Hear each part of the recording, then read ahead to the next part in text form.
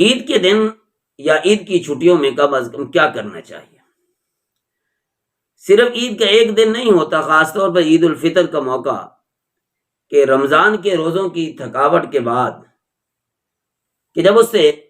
تازہ دم ہونے کا موقع ہوتا ہے تو ایک نہیں دو چار چھٹیاں مل جاتی ہیں، مزدور بھی گھر آ جاتے ہیں، ملازم طبقہ بھی گھر آ جاتا ہے، عورتیں بھی اپنے میکے کو چلی جاتی ہیں۔ تو کیا صرف یہی مطلب ہے کہ صبح اٹھو، عید کی نماز پڑھو، سویاں کھاؤ، پھر شام تک سوئے رہو اور شام کے بعد پھر کسی سے ملنے کے لیے جاؤ تو جاؤ، ٹھیک ہے، نہیں تو پھر گھر کے اندر گزار لو؟ سمجھے کہ عید کا معنی لوٹ کر آنا بھی ہے، اور عید کا معنی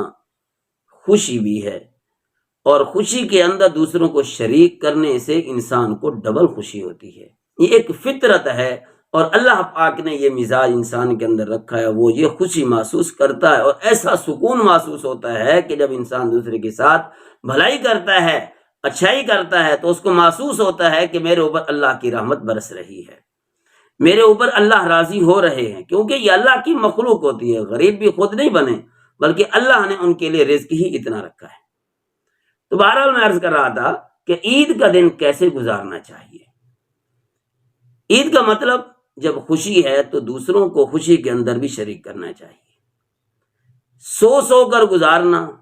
مسلمان پہلے کتنا سو چکا ہے، کتنا غفلت کے اندر زندگی گزار چکا ہے، اسی غفلت کا نتیجہ ہے کہ آج مسلمان لیٹے ہوئے ذبح کیا جا رہا ہے، اور کوئی پرسان حال نہیں، پانی سے بھی سستا اس کا خون بہا جا رہا ہے۔ تو اس لیے کچھ عید کا مقصد سمجھنا چاہیے، جاگیں، مایوسی ختم کریں، اپنے آپ کو ہوشیار کریں، اپنی ذمہ داریاں سنبھالیں، اور نہیں کم از کم بندہ اچھائیاں خوشیاں دوسرے سے شیئر کرے اور وقت نکالے، ایک دوسرے کے غم سنے، ایک دوسرے کے مسائل کو حل کر سکتا ہے حل کرے، نہیں تو ایک دوسرے سے پوچھ تو سکتا ہے نا۔ خاندان میں کئی غریب لوگ ایسے ہوتے ہیں کہ جن کے پاس صرف جانے کی ضرورت ہوتی ہے، ان کا غم ہلکا ہو جاتا ہے، کسی کی فوتگی ہو چکی ہوتی ہے، ان کے پاس جانے سے ان کا غم ہلکا ہو جاتا ہے، ان کی پریشانی عادی ہو جاتی ہے، پریشانی بعض دفعہ ختم ہو جاتی ہے، یا ہمارے جانے سے کسی کی پریشانی مکمل طور پر بھی ختم ہو سکتی ہے۔ اور عیدیں جو ہوتی ہیں بڑوں کی نہیں، زیادہ تر یہ بچوں کی عیدیں ہوتی ہیں۔ بچے جس گھر کے اندر ہوتے ہیں تو وہاں خوشی ہی خوشی ہوتی ہے، ایک دوسرے کے ساتھ مل جل کر بیٹھنا، کھیلنا، مذاق کرنا، بھاگنا، دوڑنا، ایک دوسرے کو پکڑنا، یہ چیزیں ان گھروں کے اندر ہوتی ہیں جہاں پر بچے ہوتے ہیں۔ آج کل ویسے ایک نظام چل پڑا ہے کہ 2 ہی بچے وہی اچھے، جو کھوکھلا نعرہ ہے، 1 to all کھوکھلا نعرہ، کہ جب والدین بوڑھے ہوتے ہیں پھر وہ 2 بچے بھی پھر کام کے نہیں ہوتے۔ عید نام ہے خوشیاں بانٹنے کا اور جھگڑوں کو ختم کرنے کا۔ خاص طور پر معاملات کے اندر اگر دیکھیں، عبادتیں تو پچھلے مہینے کی ہیں، اگلے مہینے کی شوال کی عبادتوں کے ساتھ ساتھ اپنے معاملات کو سلجھانا بھی ہے، جھگڑوں کو ختم کرنا بھی ہے، ورنہ سینکڑوں عیدیں گزر گئیں، کوئی چینج نہیں آئی، کوئی تبدیلی نہیں ہے، عیدیں تو پڑھ لی گئیں۔ عید پڑھنے کے بعد عید منانے کا مطلب یہی ہے کہ اپنی خوشیاں شیئر کریں،